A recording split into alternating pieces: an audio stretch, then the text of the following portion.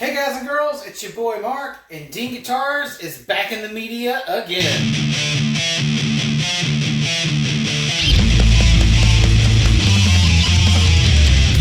Hi everybody, long time no see. I know there's been kind of an absence of content on this channel for at least the past week and a half. And that's because I've been pulling a lot of overtime at work and I have not been home nearly enough to create content for you guys. So I do apologize for that. But I'm back today and Dean Guitars is back as well. They are in the media yet again.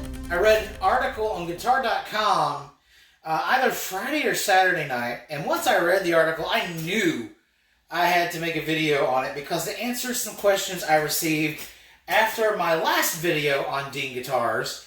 And you can find that card floating somewhere around here. Also, I will have the link to the guitar.com article I read in the description so you guys can read along with me. So here's the scoop on the newest chapter of the Gibson versus Dean lawsuit saga. Guys, it is far from over. So as you guys been keeping up with this, you'll know that Dean really hasn't said a whole lot about any of their plans going forward, any kind of litigations or political moves, any further court moves that they may or may not be doing.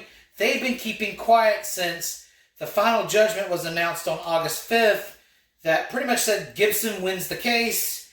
There was a permanent injunction which forced Dean Guitars to stop manufacturing the V and the Z models as well as a couple other guitars. And they were fined pretty much $330,000 to Gibson in court costs and legal fees. That was the thing. That did get approved in court. So Dean now owes Gibson a little over $330,000. And also, on top of all that, the same day that the verdict was announced, their former CEO, Evan Rubinson, resigned or got resigned by the company. And there's another lawsuit concerning him and his mother, Pamela, about embezzlement from the company, supposedly. I don't have any news on that yet, on when that's going to happen. But in the midst of all this chaos and turmoil and legal drama, Dean has filed a motion with the United States Court of Appeals to overturn the permanent injunction that was announced on August 5th. Now, this is a really critical move for Dean Guitars. So I'm also going to give you guys a lowdown on what the implications may very well be. Now, while this is a very bold move for Dean Guitars to take, it's also incredibly risky. Not only do you have the initial set of court fines, awarded to Gibson in the amount of over $330,000, a couple weeks ago, Gibson also filed another motion against Dean for bragging and, damaging their brand, by Evan Rubinson previously stating that, Dean has no plans of stop making the Zs and the Vs and the other guitars after the initial ruling. And if you guys don't know about the initial ruling from back in July, August, I got a video that discusses that a little bit. It's my first video on Dean Guitars. The initial ruling was pretty much a slap on the wrist to Dean. Basically said, hey, these trademarks, weren't damaged enough to cause, any kind of damage to Gibson, really. Pay $4,000 and pretty much nothing changes. And after that case was, settled, at least on that day, Evan Rubinson said something to the effect of it was kind of a win for them because they still get to make the guitars they've always made, and they had no plans to stop making, the Z and the V. Now, that was back in late July or mid-July, somewhere around there. Or maybe even June. I don't remember exactly. And that pretty much was just a comment that was spoken on, guitar.com. No one really said a whole lot about it. But about 2 weeks ago, I guess Gibson finally got their feelings hurt by this. Which I feel like this is kind of incredibly childish. It makes Gibson look even worse, in my opinion, to actually file a motion with the court for Dean to be fined for the bragging. Guys, this was before Evan Rubinson even got removed from the company. That's how long ago this was said. And, Gibson had no problem with it then, but now they do, and they want more money from Dean because of this. So I don't know if the court's going to grant Gibson any sort of fine from that, because I have no information on that yet. But if the judge does determine that they get more money from this, that's more money that Dean owes Gibson, and that takes away from the funds that they desperately need to recover their business and create new guitars and to create a new, path for them to go down. Without funds, they can't make anything. So that's another reason why this is incredibly, incredibly risky. Not only did, Gibson sue them for the bragging rights, basically, but until about a week and a half ago, Dean was still advertising the V and the Z models after the permanent injunction was declared.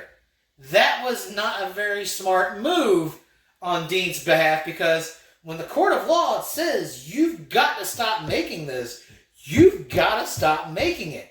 Now, as everybody knows, I'm on Dean's side, but I cannot defend that behavior because it overrides the court of law. Now, that being said, after Gibson pretty much announced that they want Dean to be fined for the bragging, and apparently the continued sale of the guitars, now that is kind of legitimate there. Pamela Rubinson and Company removed all the Dean V's and the Dean Z's from their catalog. Now, after the initial case, the Grand Sport was removed, but they still kept the Z and the V models. It shouldn't have had to take another threat from Gibson, in my opinion, for them to have removed the V and the Z's. Now, I understand they did not want to remove those iconic guitars, and they shouldn't have had to, but the law is the law.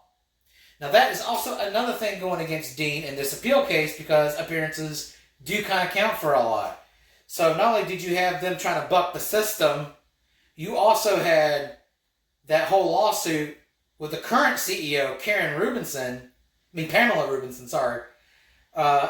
Evan Rubinson. So you've got a whole internal struggle there between the former CEO and the current CEO, and then you have the company still trying to sell guitars that were kind of banned from the court.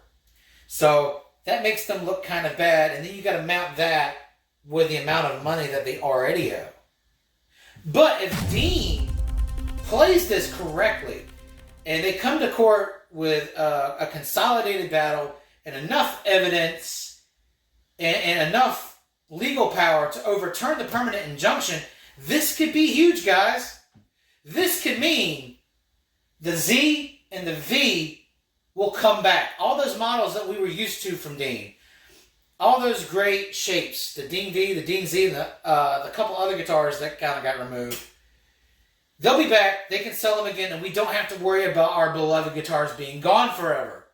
However, if the judge says, you know what, this is ridiculous, you guys need to hang it up, permanent injunction, and their case gets overturned, this could be catastrophic for Dean.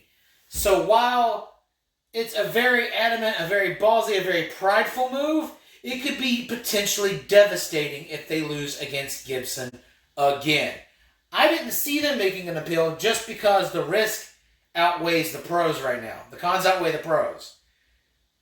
But they are fighting for what they believe in, and I've got to respect that. I hope that they come to battle prepared and that the injunction does in fact get overturned, because I feel like it needs to be. And kudos to Dean for fighting back. Again, I'm always on their side. Gibson can suck it. And let's get back to being able to play whatever we want. Let's get back to guitar manufacturers respecting each other. Let's get back to being able to buy the guitars we want and love without any kind of corporate greed or influence being involved. I don't think this case, again, should have ever existed. And I think the whole outcome of this case has been completely bizarre. And I got to be honest with you, I don't think this case is anywhere near over. Again, if there's any more news concerning Dean guitars, you can expect to find it here. I hope to be back soon with some more material. You guys stay great. Have a great week.